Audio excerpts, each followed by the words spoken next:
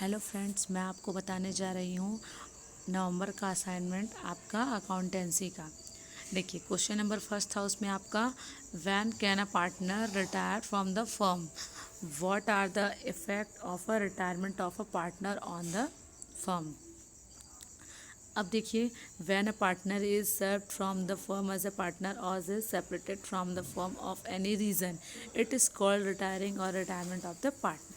क्या बोला जा रहा है कि जो कोई व्यक्ति होता है वो फर्म से अलग होने के लिए क्या करता है, सेपरेट, मतलब वो अपनी इच्छा से भी हो सकता है, या तो कोई वो क्या कर सकता है, कोई और रीज़न भी हो सकता है ना, रिटायरमेंट होने के उसके।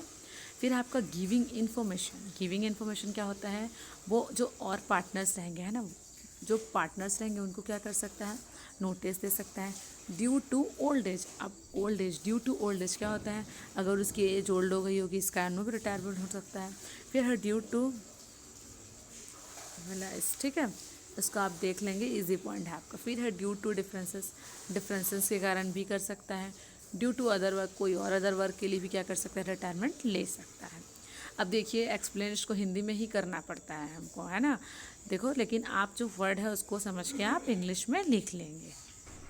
फिर है A, B and C are partners in a firm sharing profits in the ratio 4-5-3 respectively. B retired from the firm.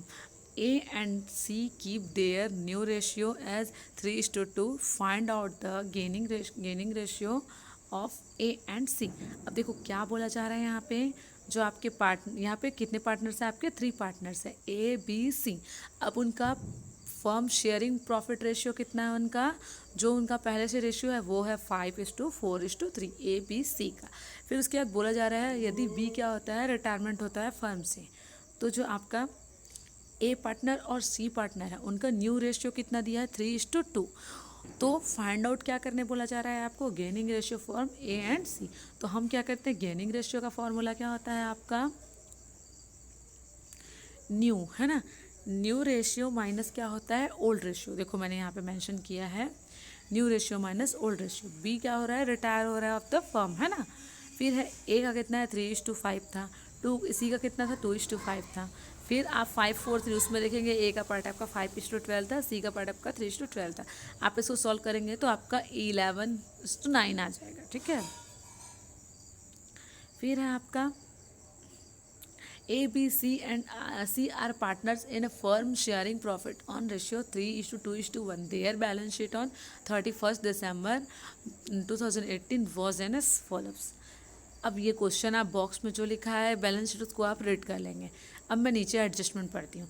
On that date C retires from the firm and the following adjustment were made to provide a reserve 5% or debtors for doubtful debts, depreciate stock by 5%, machinery by कितना 10%, building is revalued कितना 15,100, prepare profit and loss adjustment account and partners capital account। आपको क्या क्या prepare करना है, profit and loss adjustment account, इसको क्या बोलते हैं, रिवॉल्यूशन अकाउंट भी बोलते हैं, और एक आपको करना है पार्टनर्स कैपिटल अकाउंट, ठीक है। तो सबसे पहले हम देखेंगे हम लोग क्या बनाएंगे, सबसे पहले हम लोग क्या बनाने बोले आपको, profit and loss adjustment account बनाओगे। तो क्या होगा, सबसे पहले हम क्या करेंगे, profit and loss adjustment account बनाएं for the year of ending 31 December 2018। अब क्या करेंगे, 2 कॉलम बनाएंगे, एक डेबिट अमाउंट, एक क्रेडिट अमाउंट, पर्टिकुलर्स। अब देखो सबसे पहले एडजस्टमेंट में क्या बोला गया था, to provide a reserve 5% on debenture of doubtful debts. तो हम लिखे हैं, क्या लिखे हैं यहाँ पे, टू बेड डेप्ट रिजर्व, है ना, टू बेड डेप्ट रिजर्व कितना है, 5%, ये हुआ आपका। उसके बाद लिखा क्या है आपको, depreciate by stock 5% and machinery by 10%। Depreciate stock को करना और मशीनरी, स्टॉक और मशीनरी देखो हम किस साइड लिखे हैं, क्या करना है, डेप्रिशिएट, तो ये कितना साइड आएगा, डेबिट साइड आएगा, ठीक है, देख लीजिए आप।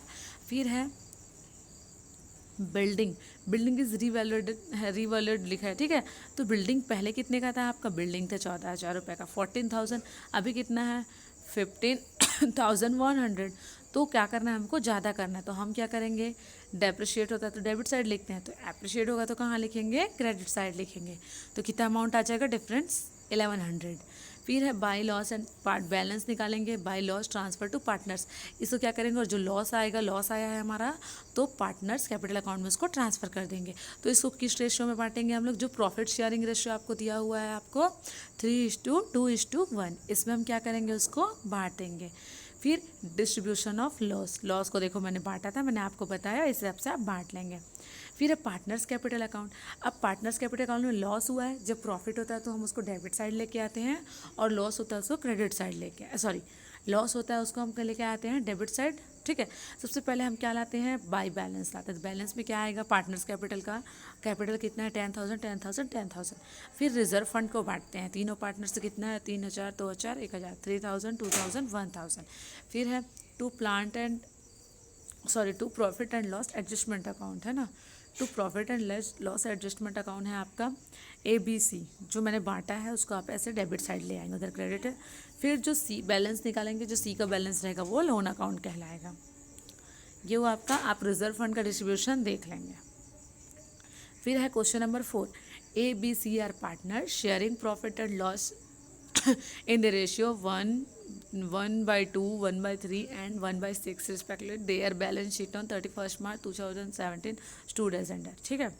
अब क्वेश्चन आप पढ़ लेंगे, मैं सीधा एडजस्टमेंट पढ़ती हूँ। She retires from the firm on that date subject to the following conditions, plant is to be depreciated by 5%, stock to be appreciated by 10%, reserve for doubtful debts to be created at the rate 5% on sundry debtors, goodwill valued in कितना है, goodwill valued 12,000 रुपये। Prepare profit and loss adjustment account. अब देखो सबसे पहले plant depreciate कितना करना है, 5%। प्लांट कितना है आपका, प्लांट देखोगे कितना है, 3,000 है, तो आप क्या कर रहे हो, 5% आ गया। रिजर्व कितना था, 5% टू प्रॉफिट, सॉरी। फिर उसके बाद बाई स्टॉक को एप्रिशिएट करना है, तो एप्रिशिएट कर ले 10%। फिर जो प्रॉफिट आया हमारा, तो प्रॉफिट को हम क्या करेंगे, जो रेशियो दिया उसमें शेयर कर लेंगे। देखो ये रेशियो, तो इसका रेशियो हम ऐसे निकालेंगे, जो वर्किंग नोट में आपको दिया हुआ इस हिसाब से आप रेशियो निकालोगे। फिर उसको डिस्ट्रीब्यूट कर देंगे, ठीक है। उसके बाद बनाएंगे partners capital account. Partners capital account में हम सबसे पहले क्या लेके आएंगे, कैपिटल लेके आएंगे। By balance BD 20,000 10,000 10,000 20,000 10,000 10,000। फिर है बाई रिजर्व फंड 6,000 4,000 2,000, इसको किस रेशियो में बांटेंगे, जो उनका प्रॉफिट रेशियो है। फिर है by profit and loss adjustment account. अब प्रॉफिट आया तो उसको किस साइड लाइए, क्रेडिट साइड, तो यहाँ कितना हो जाएगा, 450 350 150, आप देख लेंगे वहाँ से। फिर गुडविल के लिए जो दिया हुआ है आपको, है ना, उसने by S capital 20 capital goodwill के लिए दिया। गुडविल कितना होगा, गुडविल का कैलकुलेशन देखो नीचे दिया हुआ है, 12,000 रुपये बोला था, लेकिन बटेगा कितना, 6,000 4,000 2,000। C क्या है, रिटायरमेंट हो रहा है, तो उसका कैपिटल कितना है, 2,000। अब 2,000 को हम किस में बांटेंगे, 3:2 में, क्योंकि C क्या हो रहा है, रिटायर्ड हो रहा है। तो यहाँ पे A का कैपिटल कितना आया आपका, 1,200 800, तो हम बाई एस कैपिटल सी इस कैपिटल, ये C का हो जाएगा। किसका रेशियो, ये C का A और B बांट रहे हैं, ठीक है। फिर उसके बाद 2 कैपिटल इधर लिखेंगे हम 1,200 रुपये 800 रुपये, ठीक है, A में। फिर आ जाएगा लोन अकाउंट, जो बैलेंस आएगा, और इसका आएगा जो बैलेंस आ जाएगा। तो आप कैलकुलेशन को देख के अच्छे से समझ लेंगे। धन्यवाद।